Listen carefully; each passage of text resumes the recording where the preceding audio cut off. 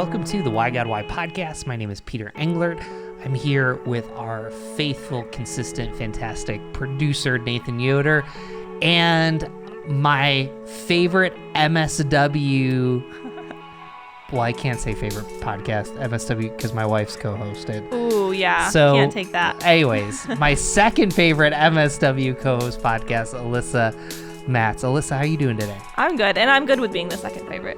That's understandable. That's the way it should be. We are here with Kelly Flanagan. Kelly is an author and therapist in the Midwest. He has a new book out called The Unhiding of Elijah Campbell. And the question that we're looking at with him is, why can I let go of my past? Alyssa, when I asked you to co-host with me, I was scared. you were scared. Yeah, I said, I don't want to talk about my past. No, I thought we were going to dig in, but we're not going to do that today. But we're so excited to have you with us here today, Kelly. I would love to hear a little bit more about you, a little bit more about your story. Who is Kelly? Yeah, absolutely. Thank you for asking. It's great to meet you, and Peter, to see you again. Who am I? I am trained as a clinical psychologist. I went to Penn State for graduate school, having grown up in Illinois.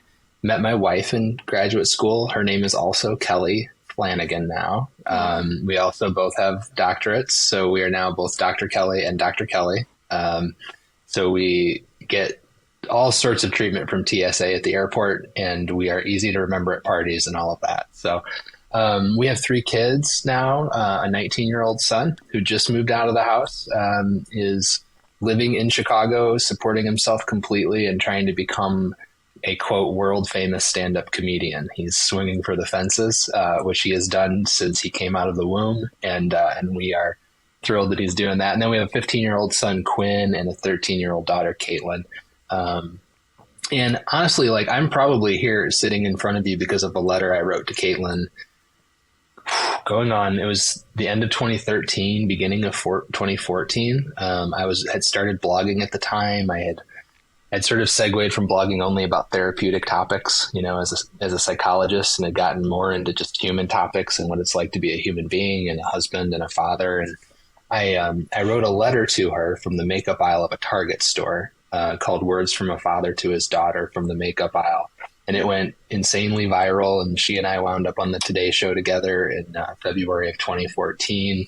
And I got connected with this great literary agent, Philip Yancey's agent, actually. Philip happened to be, people say, how do I become a published author? Well, you have Philip Yancey vacationing with your boss on the day you end up on the Today Show, and he connects you with his agent. And so it's super easy, right? No, it's super lucky and fortunate. But anyway, so got connected with her, and she said, hey, you're writing these letters to your daughter. You're probably ready to write a parenting book. Everybody loves these letters. And so I went home to my wife, who is of the 2 Kellys, is the child psychologist. I'm the adult psychologist. And I said, Kathy thinks I should write a book about parenting. And my wife is like, you had no business writing about parenting, fella. And she was right. Like, she's had a front row seat, right, to the train wreck of my parenting at that point. But it got us talking. It's like, okay, so if it's not the parenting element of these letters I'm writing to my daughter, what is it that is just appealing to me? I was getting millions of people through my website at the time, getting 100 letters a day via email. And so I started to go through those letters, and I realized almost none of the letters were saying, hey, I'm going to take this letter and give it to my daughter, or I'm going to write a letter like this for my granddaughter. They all, adult men and women, they all said the same thing. I needed to hear these words. I needed to be reminded that I'm worthy, that I'm lovable, that I'm not alone, that I matter, that I have a reason for being here. And it started to dawn on me, we all still have a little kid inside of us that's waiting on a love letter, right? That's needing to be reminded of our worthiness, that's needing to remember that we have a purpose, that we belong, and that we're worthy. And so that became my book, Lovable. But really, we're going on 9 years ago now. Really, my life and my vocation has been wrestling with that reality ever since, right? That we have somehow our past still inside of us, still needing something. And what do we do with that reality? So here we are today. That's how it got started. Wow. Thank you. That's awesome. You have a really cool story. That's so unique. And we're here today to talk about the thank you. question. Oh, sorry. We're here today to talk about the question, why can't I let go of my past? And we know that you wrote this book, The Unhiding of Elijah Campbell. So, and that's more of a fiction book, right? That's right. Yeah, my first fictional book, my first novel. That's right. What inspired you to kind of change directions and go from writing nonfiction books to writing a fiction book? Yeah, it's a great question. Well, so I had a 2-book contract with InterVarsity Press, and the first book, True Companions, a relationship book, was about to come out. And the contract said that before that one comes out, you have to pitch your second book of the contract. This is probably going back to the summer of 2020. Talking to my agent, Kathy, again. She said, all right, we got to pitch the second book. Like, what do you got, Flanagan? And I said, I don't really know what I have. I have the image of a bridge, and in this bridge that we arrive at in the middle of our lives, where the things that have gotten us this far cannot get us across the bridge. Like, the things that have even brought us to success will actually start to work against us. We have to cross this bridge to new ground, more graceful ground. This is that moment in midlife where we're either going to have an awakening or we're going to have a crisis, a midlife crisis, right? And a midlife crisis is just doing the same old things and doubling down on them and expecting to get different results. And a midlife awakening is discovering new ways of seeing the world, new things we value, deeper things we value, or spiritual things we value. So I said, I got this image in a bridge, and I've always wanted to write a book about the Beatitudes. And so I'm sort of imagining like the Beatitudes are like the 8 ideas that actually walk us across that bridge to a more deeply spiritual sort of life. And she said, the instigator, once again, she goes, well, what if they weren't ideas? What if they were actually people? And I was like, well, Kathy, it's a nonfiction book, so that's very strange. And she said, well, why don't you sit with it for a little while? And I did. And eventually thought, you know what? What if the book contained dialogues between me and a lost loved one of mine that I think exemplified each of the Beatitudes? And the book could sort of be that kind of dialogue. And what the reader would get to witness is watching me walk across that midlife bridge to a more deeply spiritual and meaningful sort of existence. And so we pitched that idea as a nonfiction book to InterVarsity Press, and they came back very promptly and said, we think this would work better as a fictional book. And I'd always wanted to write fiction, and naturally it scared the heck out of me. And I said, no, I'm going to propose a second nonfiction book. You don't understand. And they said the same thing. This would work better as fiction. And so I started to surrender to the scary but exhilarating task of writing my first novel. And I'm sort of hooked. My second one is written and already in IVP's hands, and I've started my third one. So I've discovered a deeper level of my passion that I knew existed.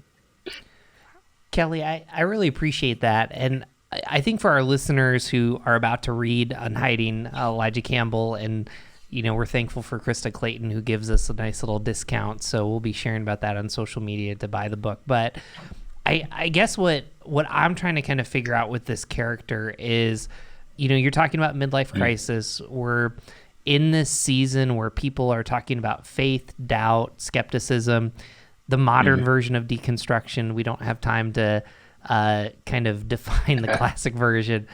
And I guess kind of give our listeners a glimpse, because this question of what do I have to, or why can't I let go of my past, really resonates with Elijah Campbell. It resonates with your viral work, and it resonates. And so, bring our listener into kind of your thought process in mind of when your past just isn't working for you anymore. Well, so it's hard for me to have any conversation like this without talking about what I see as sort of the 3 fundamental sort of components of the human experience. And the first component is what I call, sometimes it's called the true self, or our soul. It's the self that God created when he sent us into the world, created in the image of God, fearfully and wonderfully made, knit together in our mother's womb. That's the first reality about human beings. The second reality is that at some point we begin to encounter pain. We begin to encounter the message, the shameful message that we are not worthy of love and belonging the way that we were made. And so then the third thing happens, and this happens really young for a lot of us, before we're sort of even aware of what's going on. We essentially think, without realizing it, well, hey, if who I am isn't good enough to be loved and to belong, this thing that I so deeply desire, then I'm going to have to build a self that will go out there and get me love and belonging, protect me from all this pain that I'm feeling in life. And so we begin to build a false self, or what we sometimes call an ego. And so what we discover, I often say, like, childhood is the experience of picking up pain, and adulthood is the experience of trying to protect from having any more pain. And when we are rooting our existence in protecting from new pain, what we've got a part of us that is in pain already inside of us. Our true self, right, is already carrying around pain, but we're outwardly focused, trying to earn love and belonging and trying to prevent more pain. And we never really deal with that little one inside of us that is still in pain and needing a little bit of attention. And so what we discover is that younger version of us that is wounded sort of starts to show up and push its way into it. It will eventually insist on our attention. And we have to go to more and more extreme lengths to not pay attention to it. And this is what you see in The Unhiding of Elijah Campbell. This is a guy who at the beginning of the book would probably tell you, yeah, my childhood, my family life wasn't ideal, but it's okay. I'm married to a great woman now, and I've got this great daughter, and I've got a writing career, and all's going really well. And the reality is that since his childhood, he's been coping with the pain of his childhood by hiding that pain away.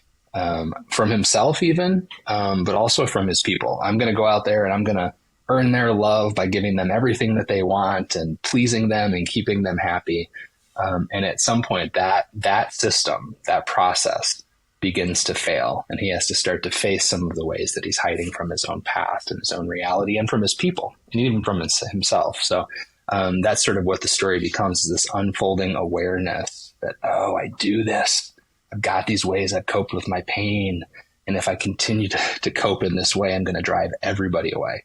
So how do I awaken to that pain, heal it, and begin to invite people back in? Mm-hmm. So Alyssa might not go in this direction, so I'll just kind of go there. So whenever we have therapists, it's kind of like free therapy just for a couple thousand listeners to listen to. So if I hear what you're saying, and kind of some of the work that I've done, probably kind of the moment I knew, so the moment that I go back to of where does little Peter come back? So I'm in kindergarten, right? And I used to have this real big curly hair, and growing up before kindergarten, I was every mom, aunt, just everybody was like, your hair is awesome. And then I go into kindergarten, and first day someone says, hey, you're curly fries. And you laugh about it now, but when I go to my deepest sense of insecurity and pain, it's to this little 6-year-old that in kindergarten at Ross Corners Christian Academy in Vestal, New York, felt like that. And, when I'm an Enneagram 2, we don't have to kind of talk about that, but there's this sense of going back to that moment. And my reaction has been, I will just achieve, I will make more happen, I'll serve more, I'll be there for people. And in my worst of worst moments, that's where I come back to. I went there just to kind of hopefully illustrate, or you can kind of push back and say, no, that's not what I'm talking about. Or I don't know. I think you're right on. Yeah. I think you're right on. And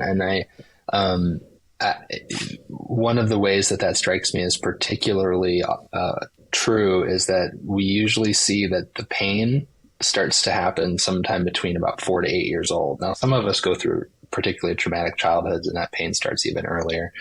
But even in a normal, everything's going great, relatively affluent suburban upbringing, you start to pick up some pain and hurt between the ages of 4 to 8 usually. And so there you are, right in the middle of that range, right? 6 years old. And I think that when people hear this, they often, the reaction is, well, I don't remember anything like that.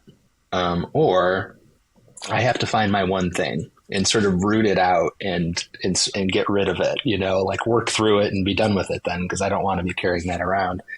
And a lot of times it's one thing, but a lot of times it's just it's like a death by 1,000 cuts. It's just a lot of little things. It's I mean, at its most basic level, it's every time you didn't feel seen or understood. I mean, that, like, right there, sort of the pain of that kind of loneliness, right? And that happens to all of us all the time. And what the young person does is, I feel unseen and I feel misunderstood. I wonder why. Well, I must not be good enough to see.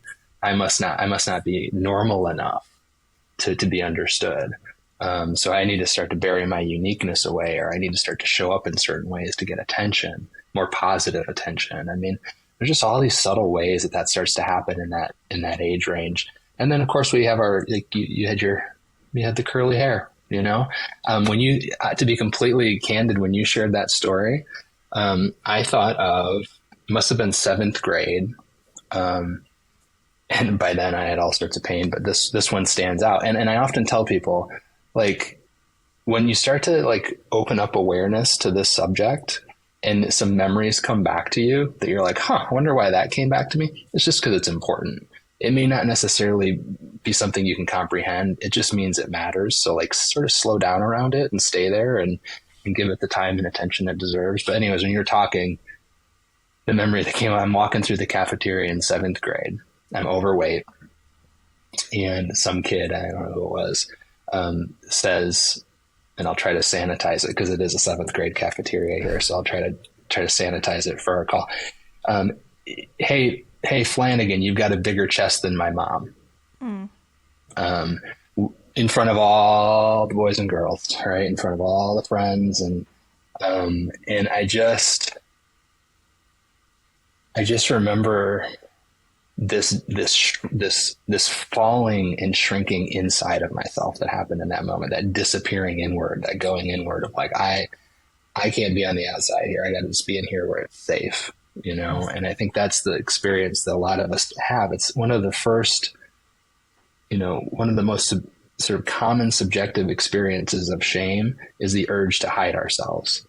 I'll often tell folks that, like, people say, I don't think I have any shame. Like, well, just tell me all the places in your life where you feel an urge to hide yourself, and we'll get onto that shame pretty quickly, And so that urge to hide in that cafeteria stands out as one of those, just part of the pain for me, just part of the story, So I appreciate you sharing yours, Peter. Thank you, and I appreciate you sharing yours. I guess I'm curious. Do you think you encounter more people that over-focus on their past or under-focus, or is it 50-50? That is a really good question.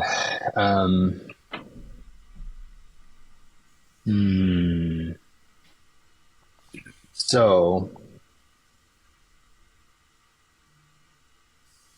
my answer to that question is there are different ways to focus on our past, right? And one of the ways to focus on our past is to say, I know what I know about my past, and I hold a grudge, and I wish people would pay a price for it. And it's this, there's no expanding of awareness around my story. This is the story, and this is my pain, and I'm sort of caught in it. The story isn't evolving or growing or deepening or becoming more nuanced.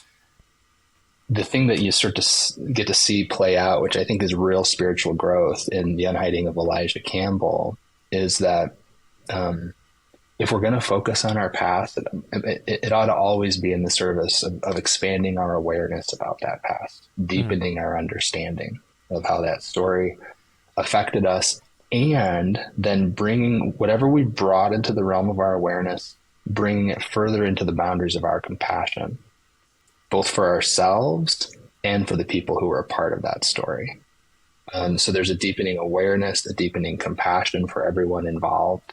And hopefully then this movement into vulnerability about it, to be able to discuss and share it in a way that is not stuck and is not angry, but is redemptive. And I hope that that's what we see in the unhiding of Elijah Campbell. We sort of like, it's a story that feels so real. It sort of sweeps us through that trajectory of working through our past in a healthy way. Mm. Something I know about a lot of people about like why they don't want to talk about the past, bring up the past, work through the past is because they feel shameful about their past. There's something there that's difficult that they don't want to share, or that is shameful for them. Why is that shame so hard for some people to face? So I would actually, I think, and I appreciate how you just sort of put your finger right on it. I mean, I think the experience of shame is the number one reason that we don't deal with our past.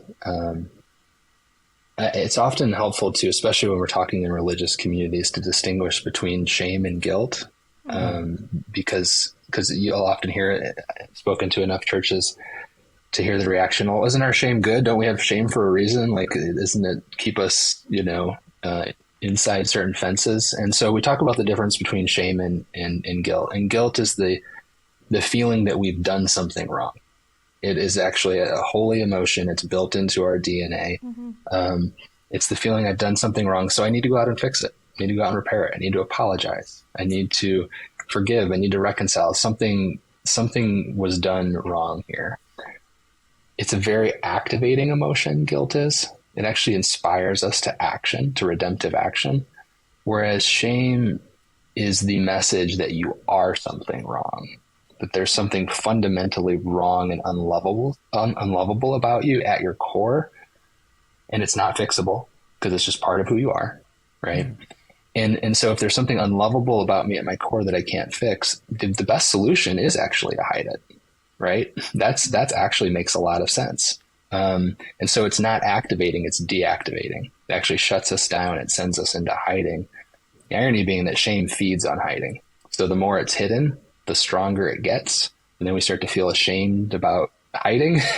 And so now we hide even more. And so we feel more ashamed about our hiding. And the one of the most powerful truths is that as soon as you speak your shame out loud in a safe space, it diminishes.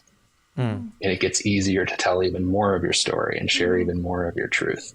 Not in every space, because some reactions will be shameful reactions that actually multiply your shame, but in the right space, in a safe space, in a compassionate space, to be able to speak that out loud and say it actually starts to rob that shame of its power. And you can begin to have sort of an exponentially healing effect in that way. The story of Elijah Campbell is, you've kind of titled it Midlife. And, I just, because I'm thinking about this theme of past, and I think about the conversation about deconstruction, and, I'm 36 years old. I'm kind of inching my way closely to whatever midlife is. And I know that a lot of my friends are like deconstructing their faith. And it's just, when you said midlife, like there was just some like lights that went on in my head that I'm kind of wondering if there's something about the millennial generation that there wasn't necessarily we had enough psychology kind of ideas of shame and guilt to be dangerous, but we didn't have enough to process healthily. And right. And Alyssa, I'm so sorry. Are you a millennial or a Gen Z? I'm technically Gen Z. So Gen Z, okay. But I don't relate with Gen Zs. I think of them as so young. I'm 99. I was born in 99. Well, there you go. Now everybody knows. The age spread of a generation isn't fair. That's for sure. Yeah. Well, so anyways, to kind of come back to our question, like, in knowing Elijah's story, is deconstruction the new midlife crisis? Is it, I've been going through my whole life kind of taking all these answers. I didn't feel like I could really challenge it. Now I'm free to do it. And here, I mean, I don't know. You had me asking that question. It's a great question. And, probably the phrase midlife could stand for a little bit of defining too, like sort of humbling. I turned 46 this year, and my dad texted me and he said, "Hey, your grandmother lived to 92, so you're truly in midlife now." It's like, oh, I'm probably not going to live to 92, which means I'm beyond midlife. But when I say midlife, what I mean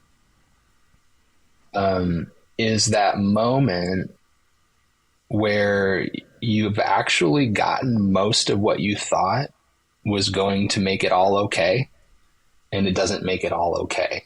And that can happen. Some precocious folks who they check all the boxes by 29, and that's when they have their midlife moment. like, oh, I was supposed to be happy when I checked all those boxes. I got the wife, she's really pretty great. I've got the kids, they're all doing fine. I got the job and the bank account's where I want it now. And I mean, just go down it. I'm doing something that I have always wanted to do. And so that midlife moment is that moment where you go, oh, the boxes aren't going to do it. All the boxes I was told to check. And I do think I think that rightly triggers reflection, questioning, and deconstruction. I think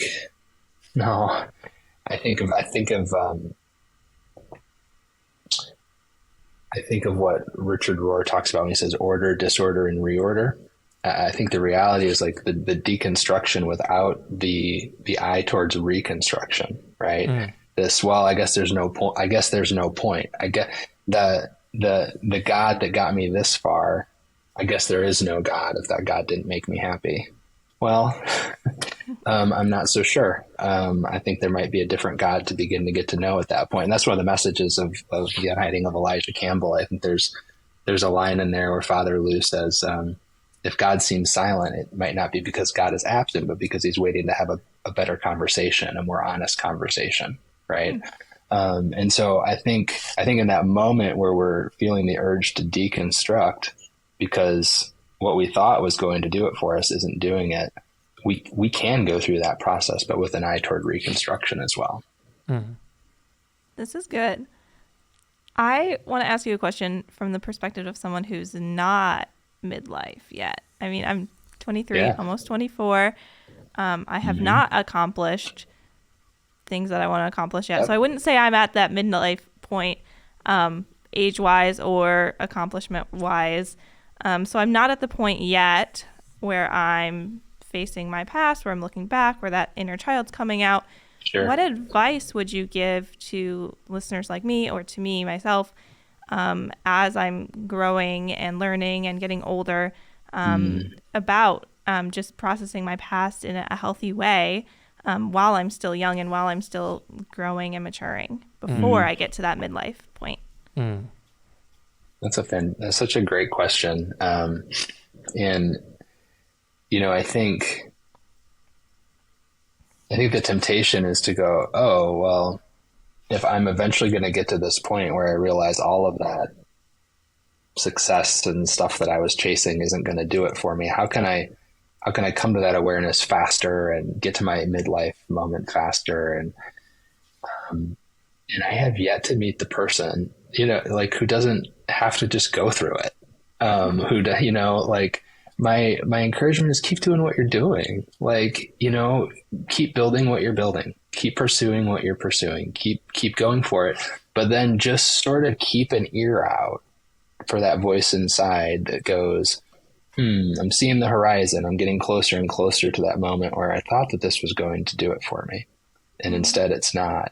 And this is a moment to slow down and start to reflect on what's going to come next for me. So, I got a 19-year-old, right? I'd love to save him.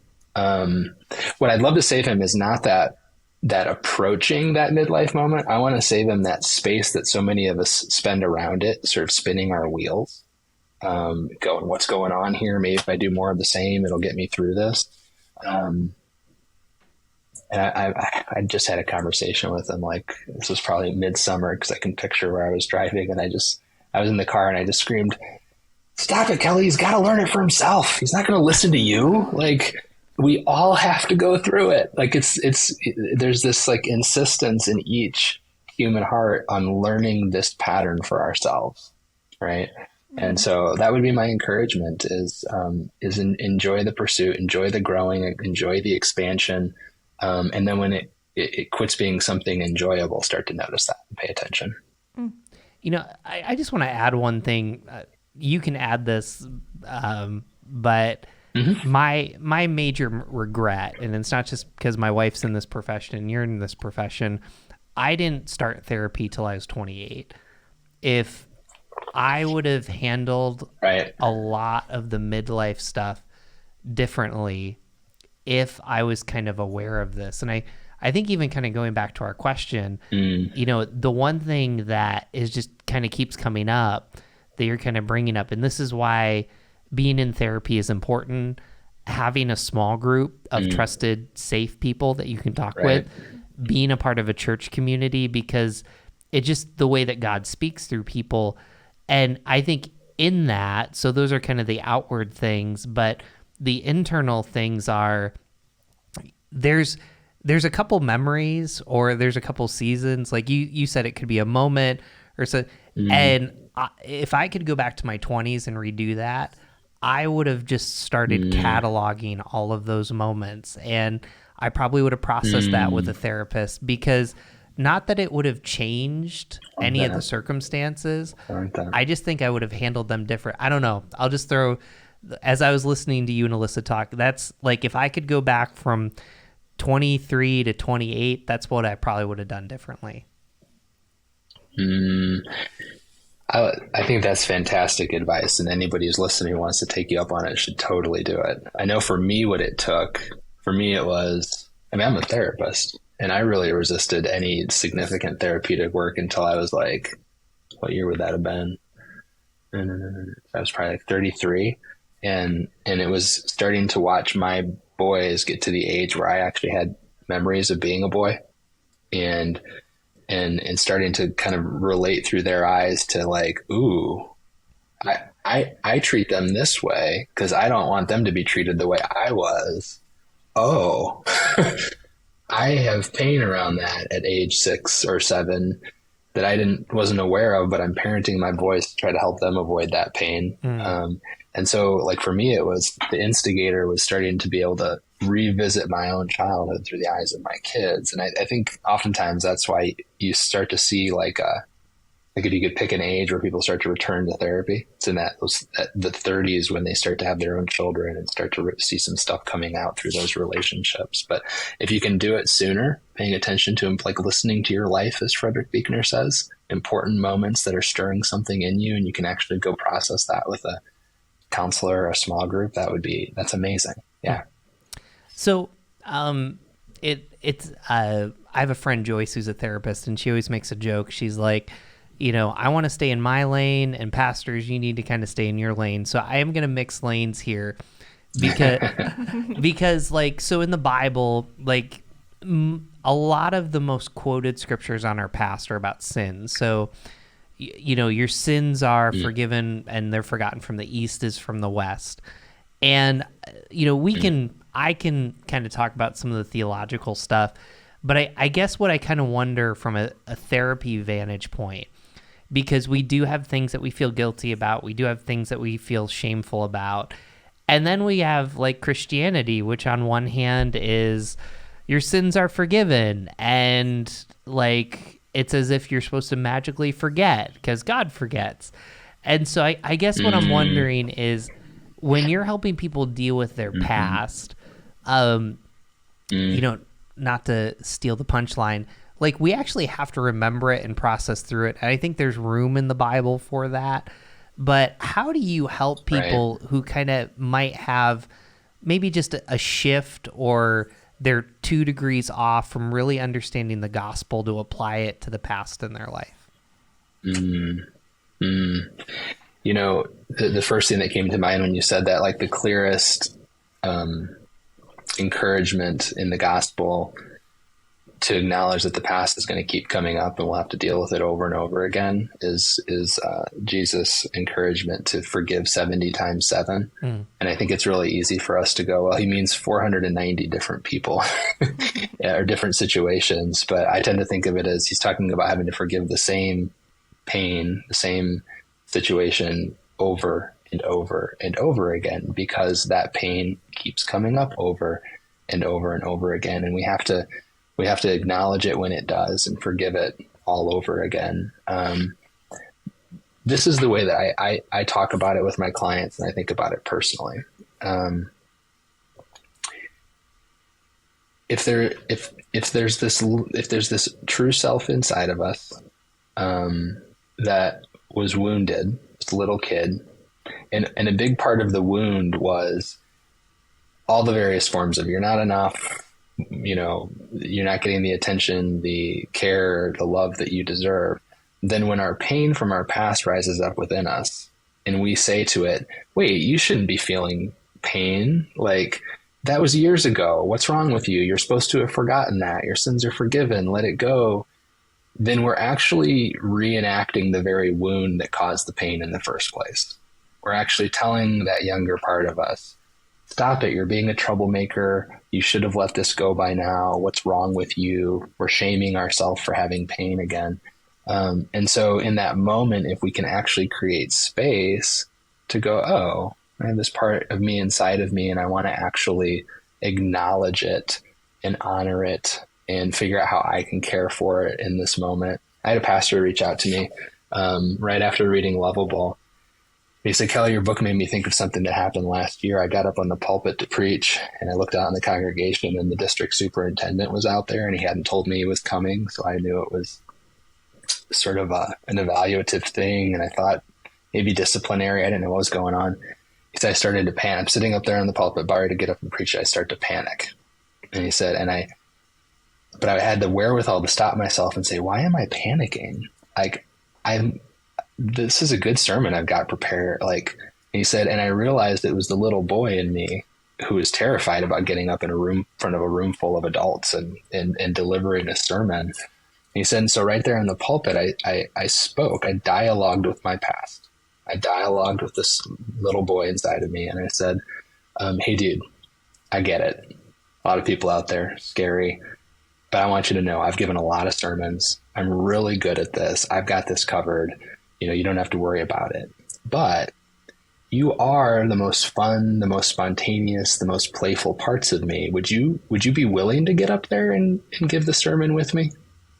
And he said instantly he felt sort of like a peace come over him, peace in the sense of shalom, of wholeness, right? That this adult version of him and the younger version were going to get up and give this sermon together, not forced, but collaboratively. And he said it was the best sermon he'd ever given. And so I think the tendency is to want to put our past behind us. But we really, if we're focused on letting go of our past, we miss out on the opportunity to dialogue with it and welcome it back into the present and experience the peace and the shalom and the wholeness that goes with being one full creature, all the versions of us present and accounted for. So I think that's a nuance to our listeners, because I'm wondering, our listeners probably had some assumptions coming into this that I think that you debunked in a very good way. So what I don't hear you say is, because sometimes we get, I'm just going to throw out the word self-help. Like, we get self-help. I'm thinking of, this is really going to age myself, I think it's Stuart Smiley from Saturday Night Live, who looks in the mirror and he's like, people, you're good, you're handsome and smart, and gosh darn it, people like you. Like, you're not kind of advocating for that. You're advocating, hey, you're imperfect and there's some imperfect and even sinful parts of you. But then there's some things that happen to you that just, you didn't get chosen to get made fun of in 7th grade. I didn't get chosen to get made fun of in kindergarten. So even that last story, for our listeners, it's almost as if you're kind of saying, this is where you can invite Jesus into that moment. So let me just kind of try to practice on you and so I'm talking to 6-year-old Peter. Hey, every part of you wants to go punch those kids. Every part of you wants to just go and prove them. Every part of you wants to point out and say, you know, all the teachers love me, the older people love me. And then, you know, you don't need to do that. Like, there's people that just love you for you and not just, but also like even inviting Jesus to that moment. It's a powerful moment to kind of say like, Jesus was present during that. And Jesus is even ready to have that deeper conversation with you. I don't know. I'm just trying to kind of play back because I think a lot of our listeners, that's a super tangible way to maybe have a different look into their past. I appreciate you taking the conversation in that direction.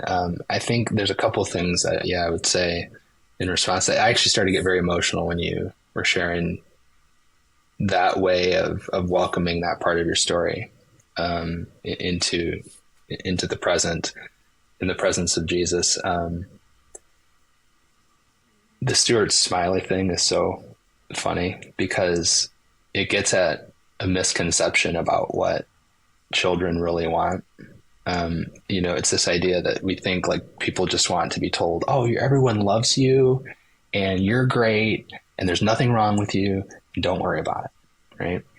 When what every young person and every human being really wants is someone who can actually see that they're not perfect and they're not great and go, I still want to be here with you anyways. Mm-hmm. I still love you anyway. Right. And so like when that pain comes up, when that unworthy little kid comes up inside of us, it's not about going, oh, you know, that wasn't true. You know, it's like, dude, that really stunk that day. That was really painful. They said some terrible things about you that stuck with you forever. And I'm not even going to try to argue with them. I'm just going to say, I'm here with you. Like, this is hard and I can be in this pain with you. Right. And I think that's what Jesus does. I don't think Jesus whitewashes our pain, wants to eliminate it, get rid of it, fix it. I think he's like, Emmanuel, I want to be with you in your pain. That's what I'm here for. And that's really fundamentally what we want more than anything. In Lovable, I talk about it, that when my shame bubbles up within me, I've learned that this is an opportunity to listen for the voice of the Holy Spirit within me, being with me, saying something new, something different, usually something unexpected. In Lovable, I call it the voice of grace. It was probably, I just want to share this story as an example of how I think this actually looks. It's not a Saturday Night Live, but I was probably about 3 or 4 months after the publishing of Lovable. I was invited on a podcast with a really, huge audience, and my publisher was super excited, and this was going to be a chance to spread the word about Lovable. And I prayed a lot that day, and I felt like I was in a really good place going into the interview. But people who know me, what they know is that if I could like encapsulate my shame in a phrase, it would be, you're not interesting enough. We're all going to get bored and leave you, and you're going to be all alone. So that's my shame. But okay, I do a lot of public speaking. It's a particularly vulnerable form of shame to have for a public speaker. But okay, I'm centered in Christ going into this interview. I get onto the pre-interview call, and the host, the first thing he says to me is, Kelly, you've got to be really interesting. You got to come with all your punchiest stuff. They have to come a dozen takeaway. And I could just feel my shame. Like, I'm not interesting enough for your audience. What am I going to do? And what I did was I did what I do when I feel unsafe and I need to protect. I went into like professional Dr. Kelly mode, who knows it all. And I probably acted sort of arrogant and know-it-all-y. And I hung up the phone and I thought, I blew it. I blew that interview. And I was feeling an incredible amount of shame about not being interesting enough and messing up the interview. Deep breath, listen for the Holy Spirit saying something new and different about this. Listen for the voice of grace. It took me 72 hours. 72 hours later, I was out for a morning bike ride. I'm sitting on a dock at a local park along a river. I'm praying, I'm listening for the voice of grace. And I heard the Holy Spirit speak to me. And what you're sort of hoping for, you're hoping for the Stuart is it Stuart Smalley? Stuart Smalley. What you're hoping for Kelly, they didn't notice, they'd never heard you before. Yeah, it was a B+ performance, but they probably thought it was an A. You're hoping for that kind of reassurance. And instead I hear this voice inside of me say, you blew it, Kelly. Yeah, you did. It's hard to learn on a big stage though. I'm proud of you for getting up there. Keep getting up on that stage, right? Like, yeah, you didn't do well, and that's okay. I'm here with you. I'm really proud of you for trying. I want to encourage you to keep trying, right? And all of a sudden I felt this peace inside of me, right? Because I've been honored not for what I've done, but for who I am, right? And I think that's what we can trust, that when Jesus is involved, when Jesus is speaking, Jesus is saying, I want to be with you, and I don't care how it went, right? It's going to be all right. I know who you are. I want you to keep being you. Let's keep doing this together, right? And so that applies whether it's something that we feel like we've really botched in our present, or whether it's something from our past that keeps revisiting. This is so good. I'm just soaking it all in. I feel like I've been quiet over here, but this is so good. Thank you so much for everything you're sharing with us today. And thank you, Peter, for being vulnerable. It's like I'm watching a therapy session kind of play out right in front of me. It's kind of fun here. Well, go ahead. Go ahead. Okay. I was just going to say, good counseling is just good conversation. So, and it's good counseling for everybody involved. So this is helpful to me too. Thank you. Well, it's helpful to me, and it's not the first time we've had a therapy session for, a couple hundred or 1,000 people to listen to. So, Okay, good. And I think, what I really appreciate about Lissa's value in this is, I didn't realize going into this conversation and kind of my research of you and the book, how much of it is just kind of seasonal. And I think it's important, Alyssa, how you brought up, there's some of our listeners that are in their 20s and like, what are you talking about? And, the picture that I have in my mind too is, there's a myth or a legend, I don't know if it's historic, but like Alexander the Great conquers like the whole known world and then cries. Like he's like, there's nothing left. And I just kind of wonder, right. I wonder in our lives, if dealing with the past, you run so hard. And I know that some of our listeners are like, I'd love to have the problem of success, but how damaging it is to actually be successful and realize it's not working for you. And I think a huge piece of that is I didn't really deal with my past. That's right. Yeah, one of the lines at the end of the Unhiding of Elijah Campbell is that dreams are great. Having dreams and chasing dreams, it's great. But we have to be aware that at the origin of every dream is a wound, right? There was something that sent us on that chase saying, I've got to become that. I've got to do that. I've got to accomplish that. And at some point, the thing, we will either end up destroying things in that sort of perpetual chase, or we will sort of turn around and face the wound that we've been sort of running from in one form or another. And so it reminds me of Peter Rollins. He's sort of a writer, theologian, and he says, I think I know why the roadrunner, why the coyote never catches the roadrunner. Because he says it can't be that all of his traps are really malfunctioning every day in those old cartoons. He must be sabotaging his own traps because deep down he knows the truth that what's he going to do the day after he catches the roadrunner, right? It's like what you said, like, conquered the world and then cried the next day. When the thing that you've told, that your ego has told you will solve all the inner problems, will provide all the happiness and satisfaction, when you get that thing and it doesn't do it, that's a big day in our lives. It's a big day to start to self-reflect on what's coming next. We're going to keep double down and keep doing the same things, or are we going to start to open up to our story? Wow.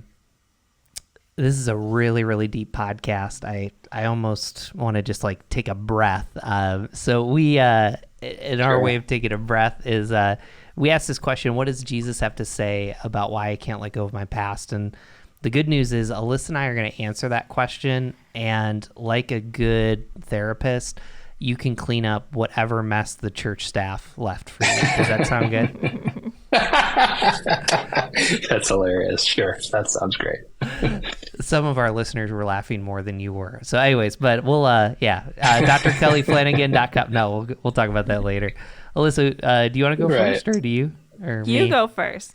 Just go with it. Just go with it. Mm-hmm. So one of the things I said, and I kind of want to wrap this up because for some of our listeners is, that, does the Bible kind of deal with our past, or how does it kind of handle this? And I think what Jesus would say about it is, I just point to the story of Joseph because there's forgiveness. Scholars even kind of comment whether he contributed to some of those problems. But, Genesis 50:20, he lands at this verse and he says to his brothers who'd hurt him, who think that he's going to turn on him, he said, what you intended for harm, God intended for good. And I think what we want to do, and I think the way Jesus is we want to jump to Genesis 50:20, but I hope what you're getting from this episode is like, there's actually, you have to emotionally and spiritually process to get there. And that's where the grace of God comes in. And we don't just jump to that verse because some people have been hurt by that. But I look at the story of Joseph. You can look at the story of Moses. You can look at the story of Ruth. You can look at all of these different stories, and they reflect upon the past of God was present. There were contributions of imperfection, even sin, but they were able to kind of land at this place. What was intended for harm, God intended for good. So I just want to encourage you that following Jesus wherever you are, it leads you on this journey in more ways than you think. So that's really good. Oh, You're going to have to clean mine up a lot. I don't know. I've got nothing to clean up so far. Exactly. That was really good. Okay. I think what Jesus would say about why can't I let go of my past, I think he would say that we don't have to let go of our past. I think that he would say that your past is okay the way it is. It doesn't define who you are. I mean, we can even see the people that Jesus hung out with. I mean, look at their pasts. I mean, Zacchaeus. I mean, the woman at the well. I mean, the people that Jesus ate with, everyone that Jesus was hanging around with had a past. And we don't see him bringing that up too often. We just see him being there with those people in that present moment, despite where they had been, where they were going. Not that their past didn't matter, because they did, but he didn't let that define his relationship with them. And I think in that same way, Jesus doesn't let our past define his relationship with us today. And I think that's something that we need to remember, is that our relationship with Jesus, our relationship with God, it's not defined by our past. It's not defined by what happened to us, what we've done. It's defined by who he is. And that's all that really matters. It's really good. You guys are amazing. What a gift to be on this podcast today. So the answer that's sort of emerging in me as I'm listening to the two of you is, the first thought is, I think we can sort of take the word past and set it aside, because no one's having deep questions about whether or not they need to put their past behind them when they're talking about fun, pleasurable, happy, joyful things, right? We have no conflict with that part of our past. The part of our past that we struggle with is pain. So what we're really talking about is, why does there have to be pain? Why does pain have to be part of my story? What do I do with it once it is part of my story? And I was thinking about, I want to tell you about a story about a Savior who was resurrected on Sunday, right? But on Friday, the way he passed away was he laid down and he had a quiet heart attack in his sleep and never felt a thing. I'm not as compelled by his resurrection as I am by the man who kneeled in the garden and begged his Father on multiple occasions to not make him go through the pain. any other way but this. Can we get to resurrection in some way other than the pain? And the answer was, but your way, not mine. And so I don't think in that we're finding out anything about God wants us to go through pain or God makes us go through pain. I think we're finding out that the pattern of death and resurrection is the pattern of facing our pain, being willing to go through it and experiencing it, and discovering the way that it transforms us in the process and our willingness to face it. And so without the willingness to face that pain, we really don't get to resurrection. We do not get to transformation. We do not get to Christ-likeness. And so I don't know. I'm not going to begin to pretend I understand the way the cosmos were made, but I think Jesus is teaching something in his life and in that experience about the way the transformation works. Wow. Kelly, thank you so much. And so just to let all of our listeners know, 2 weeks after for the 2 weeks after this podcast comes out, you can go to ivppress.com, use the code WhyGod. You get a 30% discount from there. But Kelly, if people want to follow you, where's the best place to do that? My website's drkellyflanagan.com. It's drkellyflanagan.com. And if you go there, you'll see a little button that says get the free Lovable mini course. And that'll get you signed up for my newsletters. And those come out about once a month, updates about what's going on around my life. And then unhidingbook.com will take you to a page where you can find out more about the unhiding of Elijah Campbell, and you can pick it up anywhere. Books are sold in paperback and digital and audio. So, but if you want to find out more, unhidingbook.com is the place to go. Kelly, thank you so much for joining us. If you want to find us, go to whygodwhypodcast.com, click the subscribe button, and you will get this episode and many others. So thank you so much for joining us today.